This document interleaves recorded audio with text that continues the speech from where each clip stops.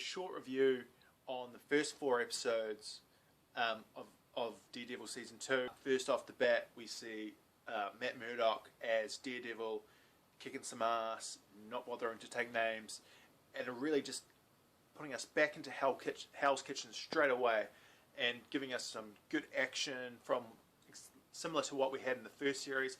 This time he's suited up, which was hinted at the end of the first series. So we're seeing Daredevil basically, and he obviously has been around for a little while now. People will know his name. He's on the streets. He's kicking ass. But as a consequence of the first series, Kingpin being arrested, it's now left a vacuum in Hell's Kitchen, and this has been filled by smaller criminal organisations filling the gap. And as this power vacuum starts to rise, we get a new vigilante in town, who we all know from the marketing materials, the Punisher. The Punisher enters Daredevil with a bang, literally taking out basically one whole criminal network in one fell swoop.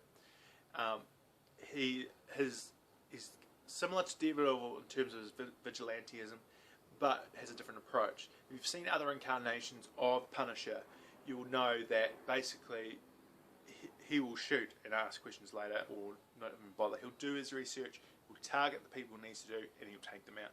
Where Daredevil will go to the point where he can basically have them arrested. Punisher will just put a bullet in their head. So the first episode's very strong straight off the bat. We're reintroduced to our main characters, Foggy, Karen, and Matt Murdock / Daredevil, and they work really well together as a team. Whenever you see them together, if it's in terms of the context of a law case, all these sort of elements, it all works really nice together. And this theme sort of carries on throughout the next 4 episodes, but you don't really get to see much of all 3 of them interacting together very much within the first 4 episodes, just piecemeal here and there. And actually that bit is a little bit of a weakness, because that was so strong in that first episode, where we saw them at the bar or working together. It's a strong unit together.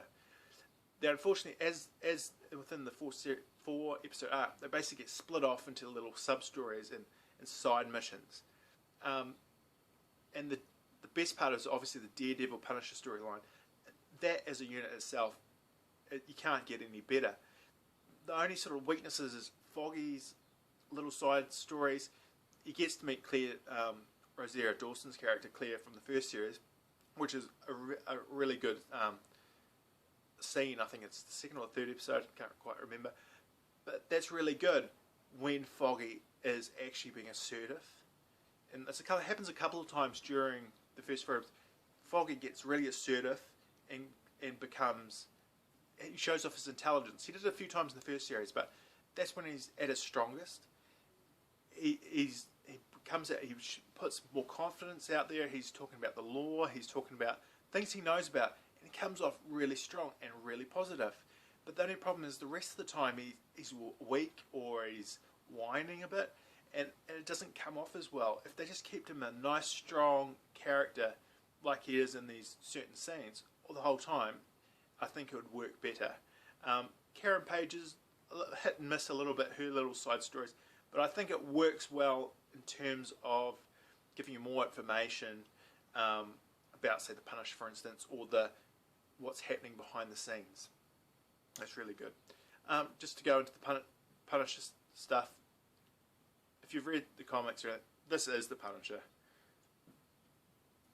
Interactions between him and Daredevil are fantastic. I think it's the 3rd episode on the rooftop.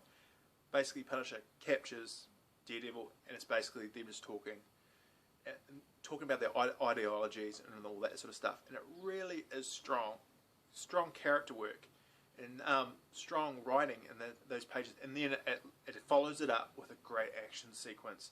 Similar in the first series, you had the hallway scene. This starts off with a hallway scene. It goes down a stairwell, and Daredevil's got chains, and it's a little bit of Ghost Rider action. He's got chains, he's whipping people, and it's absolutely brilliant action scene. And then what's really strong is in the next episode, it really follows up on this scene, these couple of scenes in the episode before. Again, you have a nice quiet moment between Frank and Matt, and it's just talking, and it's in a graveyard, and they're just talking, and it's great writing, and it's great character acting. It's brilliant, and that's a really strong ending to the episode. And the end of this 4-story arc, a little bit of spoilers, Elektra shows up right at the end, and it's right after a really interesting scene with Matt and Karen. So it's putting obstacles in the way again. So a really strong start to Daredevil Season 2, the first 4 episodes. A few weaknesses here and there. Pacing is a little bit hairy, similar to the first series. It's a little here and there, and a lot to do with that is the side missions and the side character storylines, which don't quite, it slows it down. They're not quite hitting them as well as the A storyline with Daredevil. But it'll be interesting to see how it goes from now on. I'm about to kick in